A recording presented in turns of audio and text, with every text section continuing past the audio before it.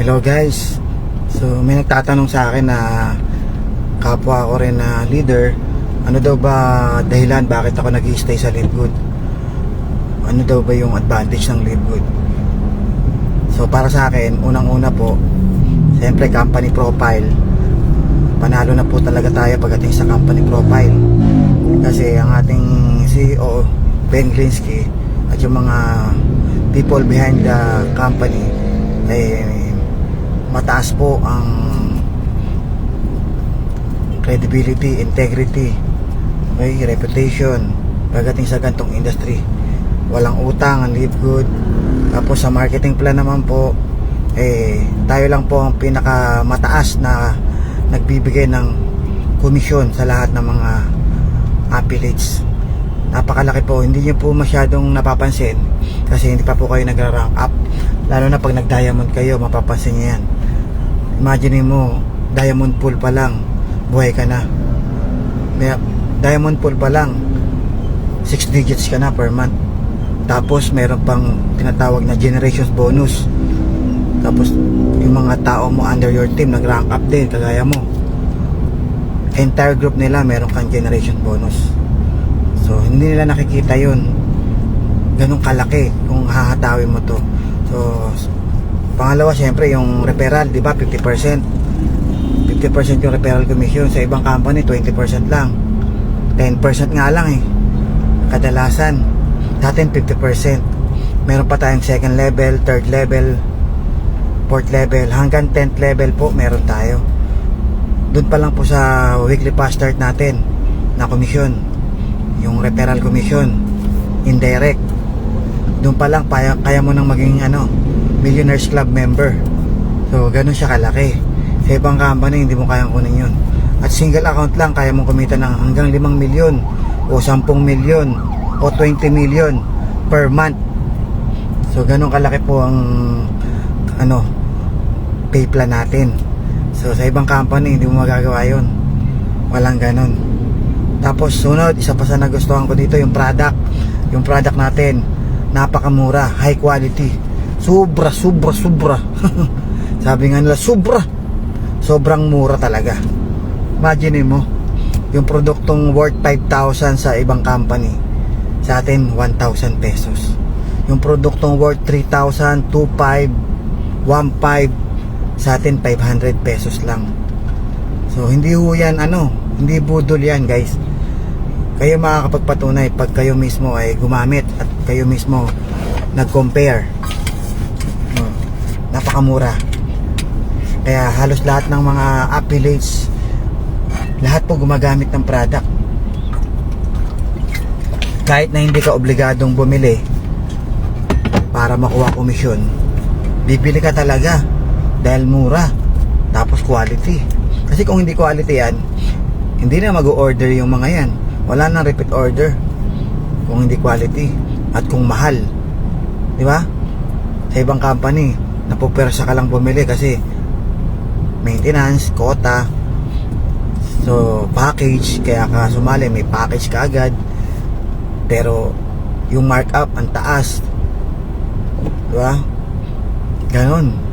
Kaya yung pay plan nila kukonti lang talaga ang kumikita. Dito ang daming kumikita, kahit hindi marunong mag-network, kahit hindi sanay, kahit hindi magaling, kumikita. Kasi meron pong auto spillover, di ba?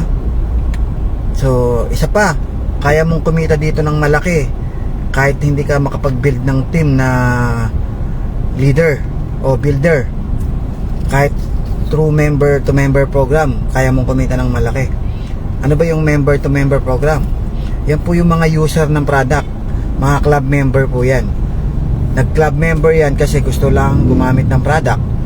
So dyan kikita ka ng redundant. Every membership nila per month 2.5% ka. At sila mismo nagdo-duplicate. Kasi meron silang member to member program. Sabihin, yung member, club member, meron silang referral program. May referral system ang company na binigay.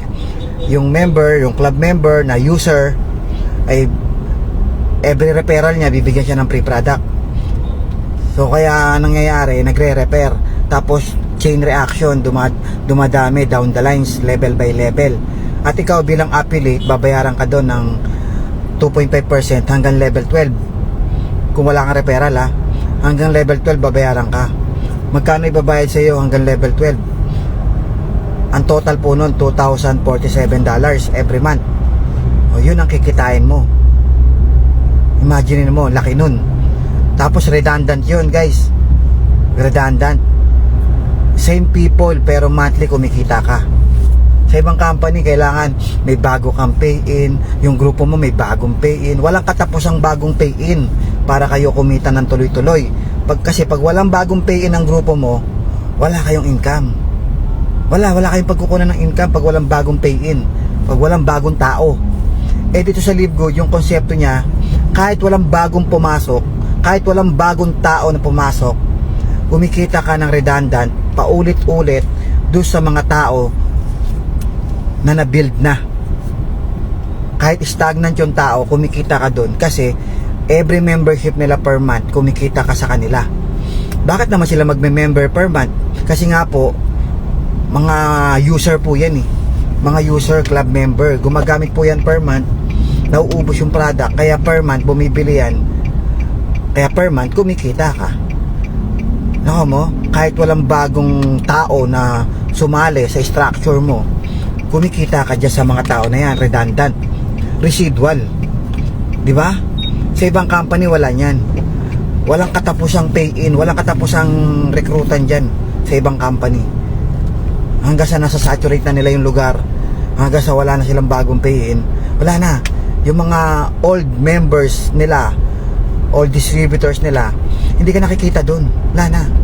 Sabi nila meron yung mga unilevel nila na product user, magkano lang yun, ang liit lang nun, at kailangan pa nun para makuha mo yung commission doon, kailangan mo magme-maintain ka pa ng product, bibili ka every month worth 1.5, 5,000 per month na worth of product para makuha mo yung unilevel product movement rebates, override. Bago mo makuha yung override doon, kailangan magme-maintain ka rin ng own purchase per month, at ang liit lang nun guys. Madalas nga hindi mo pa i-maintain yan. Bakit? Dahil mas malaki pa yung i-maintain mo kaysa doon sa makukuha mong commission. Ang ginagawa nila, hindi na nila kinukuha yung commission, hindi sila nagme-maintain. So yun yung nangyayari. So ngayon sa Livegood walang ganun. Sa amin nakukuha namin yung commission kahit hindi kami bumili. Pangalawa, kumikita kami doon sa mga tao na yon kahit mga club member lang.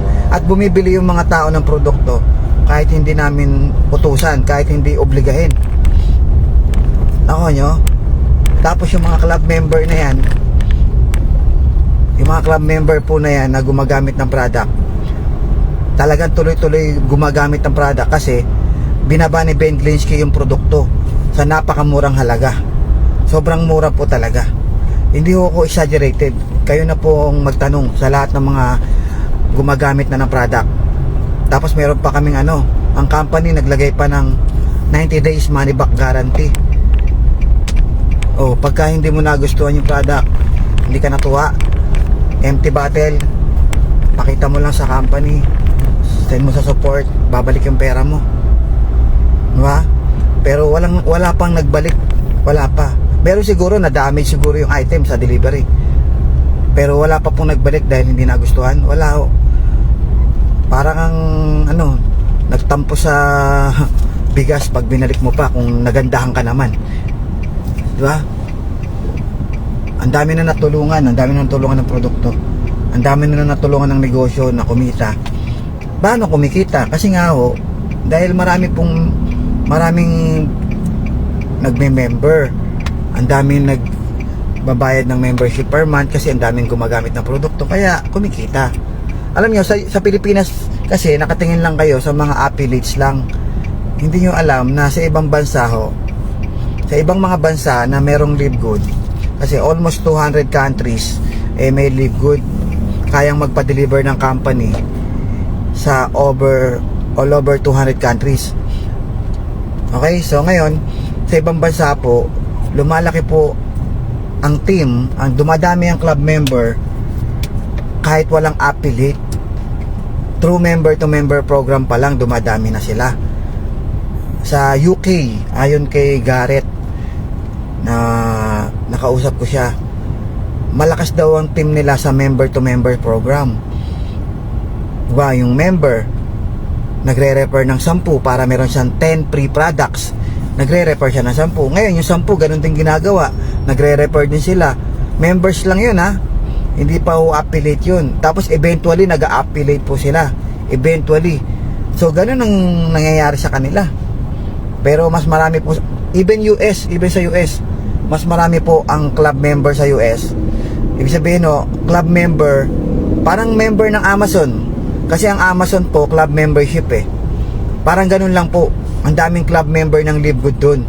Hindi po sila nagne-negosyo na ginagawa namin, yung nagre-refer ng kapwa namin na magne-negosyo. Walang ganun sa kanila. Meron, pero nga mas marami pa rin yung mas marami yung club member lang. Nagka-club member lang sila kasi gusto nilang gumamit ng product. Tapos kaya dumadami, nire-refer nila. Kasi may referral program. Every referral nila may free product sila eh. So magkano? $9.95 lang, pero lumalaki yung community ng mga members. $9.95 lang, lumalaki yung community. So lahat yun, ikaw bilang affiliate, kumikita ka doon ng 2.5% every membership per month. 2x12 nasa $2,047 per month. Eh kung bronze ka, kikita ka ng $4,000 monthly. Kung bronze ka, dalawang referral lang, bronze ka na eh. Diba? Pag silver ka, pag gold ka, pag platinum ka, pag diamond ka, hanggang 15th level, $16,000 per month. Magkano $16,000 per month? Grabe, no? Pero yung mga grupo mo, user lang yun. At hindi yun, hindi i-stop ng membership yun hanggat na-enjoy nila ang Live Good. Sa nila na-enjoy? Una, na-enjoy nila yung pagbili ng product, paggamit ng product. So, hindi bibitaw ng membership mo yun kasi na-enjoy nila yung product. So, yung mga affiliates, hindi rin bibitaw yung ibang affiliates. Bakit?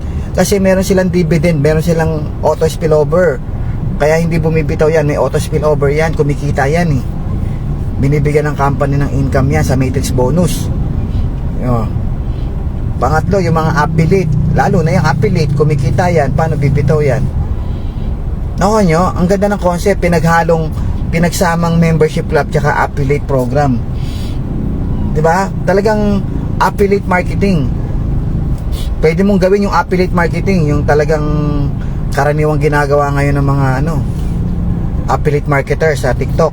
Yung ipopromote mo lang tapos kikita ka. So ganun ang ginagawa ng iba sa Live Good. Yun, ginagaya ko po sila eh.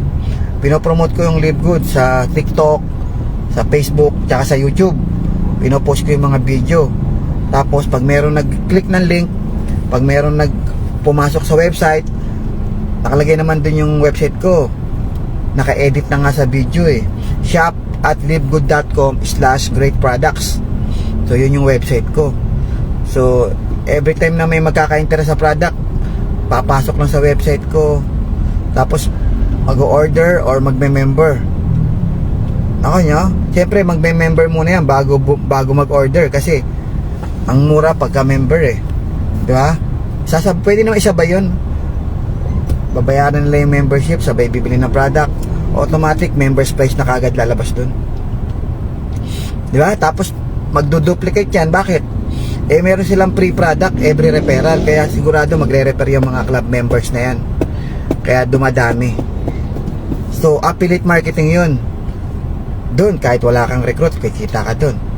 Ano ginawa mo? Nag-post ka lang, affiliate marketing lang, may kusang pumapasok doon.